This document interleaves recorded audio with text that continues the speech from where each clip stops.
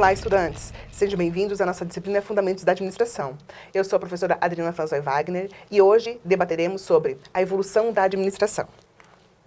Nessa evolução, entenderemos um pouco melhor sobre a sociedade moderna, sobre a abrangência da administração, porque ela é muito ampla, né? Ela tem um leque de variedades, sobre as megatendências e um mundo novo na nossa área, administração. A administração é, por si só, um fenômeno universal do mundo moderno. Isso já entendemos, né? Cada organização requer o alcance de objetivos. Então, lembrando novamente nossa palavra objetivos, que basicamente aparece em todas as aulas, em um cenário de concorrência acirrada. A tomada de decisões, a coordenação de múltiplas atividades, a condução de pessoas, né, como trabalhamos na área de RH, a avaliação do desempenho dirigido, a metas previamente determinadas, a obtenção e alocação de recursos, de uma forma geral. Numerosas atividades administrativas desempenhadas por vários administradores, orientadas para áreas e problemas específicos, precisam ser realizadas e coordenadas de maneira integrada e coesa em cada organização. Ou seja, de uma forma sistemática e organizada e sempre interligada. Como nós vimos nas aulas anteriores, né, as funções organizacionais, elas estão sempre interligadas. A área de marketing, de RH, a financeira e também a de operações. O administrador é um profissional cuja formação é ampla e variada. Então, por exemplo, eu como administradora, eu trabalho numa instituição de ensino superior, mas posso trabalhar um dia, ser uma profissional na área da saúde, no setor público, em um hospital, em uma rede de salão de beleza. Então, a nossa área, a gama, a variedade é muito ampla, né? Esse profissional ele precisa conhecer disciplinas heterogêneas em seu curso, né, como matemática, direito, psicologia, sociologia, estatística, entre outras tantas, que vocês também estudarão no decorrer do seu curso. Precisa lidar com pessoas, atentar-se aos eventos passados e presentes, bem como as previsões futuras, pois seu horizonte deve ser mais amplo, né, então ele tem que ter essa visão sistêmica que a gente fala, ampla, aberta, genérica, do todo. Ele precisa lidar com eventos internos dentro da organização e externos que são fora dela, tá? Precisa ver mais longe que os outros, pois deve estar ligado aos objetivos em que a empresa pretende alcançar por meio da atividade conjunta de todos, né, de todos os colaboradores, de todas as áreas da organização. Sendo que ele é um agente não só de condução, mas também de mudanças e de transformação das organizações, levando-se a novos rumos. Então, é ele que faz esse trabalho, né, de mudar, de adequar, de quebrar paradigmas, tá? Então, ele cria, depois dessas situações todas, dessas mudanças, novos processos, novos objetivos, novas estratégias, novas tecnologias, novos patamares organizacionais, tudo aquilo, de novo, que for necessário para essa organização mudar. Ele é um agente educador e orientador, no sentido de que, com sua direção e orientação, modifica comportamentos e atitudes das pessoas, né? Por exemplo, quando você é um líder na organização, você muitas vezes modifica comportamentos e atitudes desses seus subordinados. Ele é um agente cultural, na medida em que o estilo da administração modifica a cultura organizacional existente nas empresas. Então, ele faz também esse trabalho na área de RH. Mais do que isso, um administrador, ele deixa marcas profundas na vida das pessoas, não é? Na medida em que lida com elas e com seus destinos dentro das empresas. Na medida em que a atuação na empresa influi também no comportamento dos consumidores, nos seus fornecedores, nos seus concorrentes e demais organizações humanas, ou seja, sua influência é tanto interna como externa, né? Internamente a gente consegue visualizar melhor, né? Por exemplo, se eu sou um líder, muitas vezes os meus subordinados, eles seguem a minha linha, eles seguem a minha tendência, né? Mas, por exemplo, com fornecedores, eu sou sim também um agente de transformação. Se eu solicito ao meu fornecedor que tal produto ele precisa ter a certificação ISO 14000 das normas ambientais, ele terá que ter. Caso contrário, eu vou verificar uma outra empresa que tenha matéria-prima com essa certificação. Então, eu modifico também o pensamento fora da minha organização, né?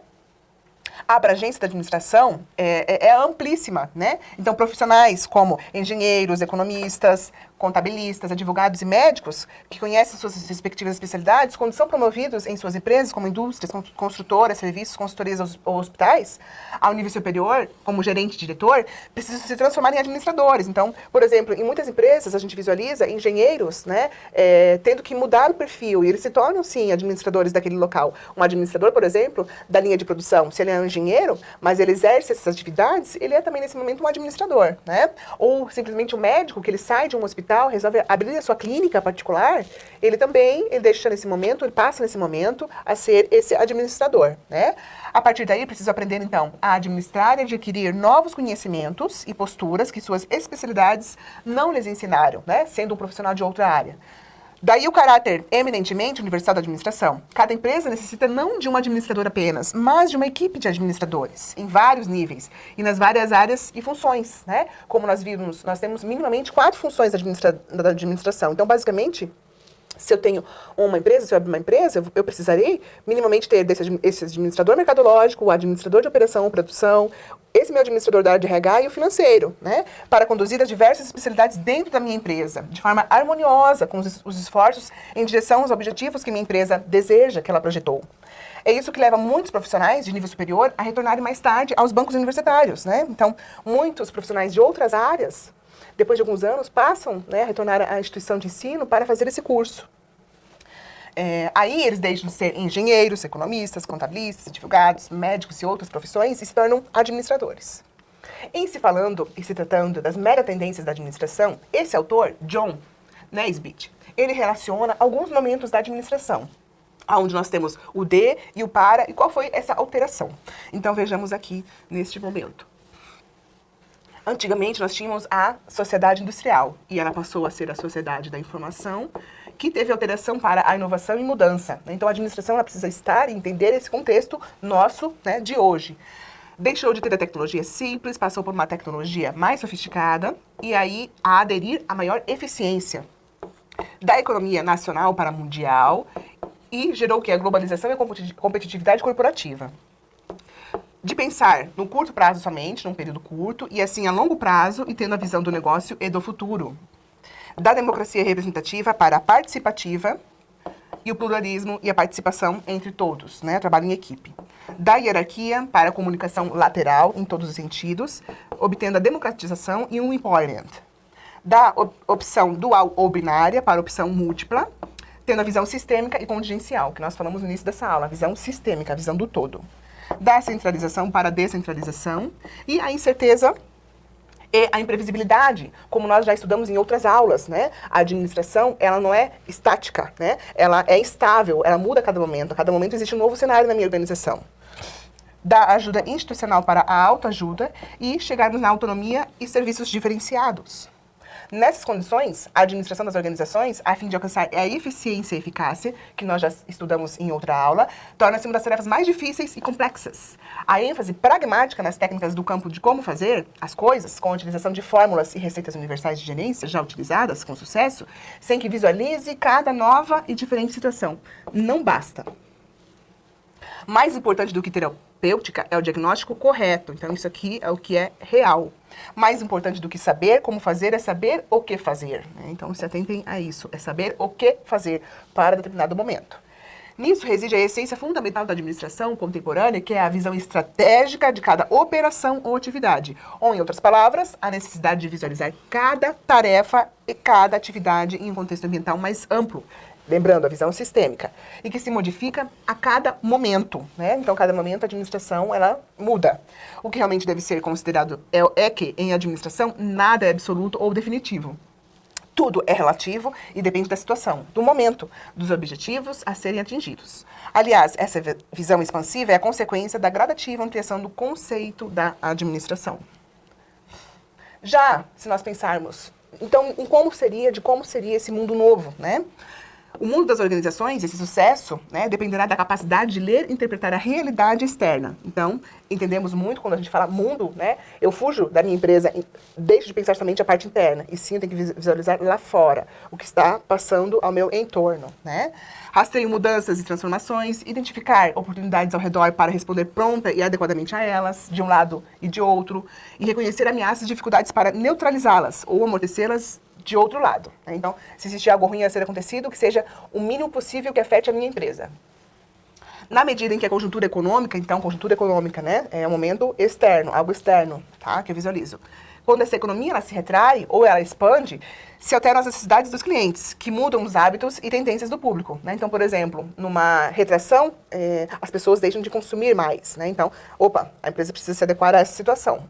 As organizações precisam modificar sua linha de ação para cada momento, como nós falamos. Renovar-se, ajustar-se, transformar-se, adaptar-se rapidamente, né? Porque se nós não fizermos, o nosso concorrente fará.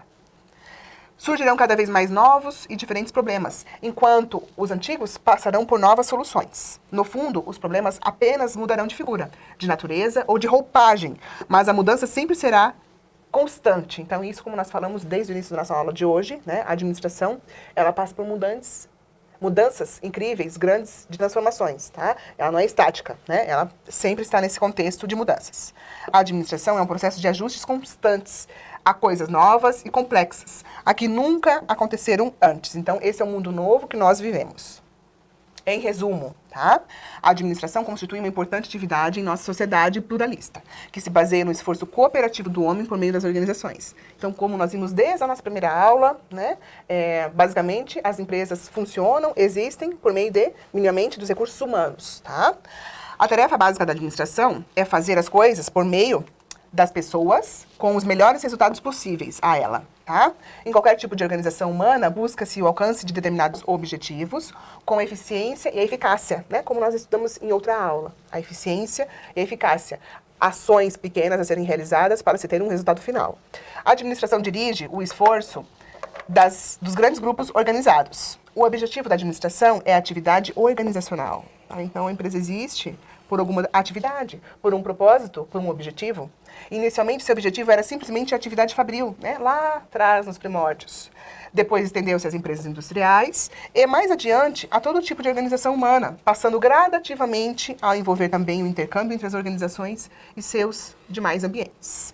Ok, então, pessoal, peço que vocês continuem assistindo a próxima aula, que ela dará uma sequência a essa aula também do mundo novo da administração, pois lá trabalharemos sobre Peter Drucker, tá? Deixo aqui com vocês a nossa referência Introdução à Teoria Geral da Administração, que está na sua biblioteca virtual. Leia a sua rota e bons estudos. Um abraço e até mais.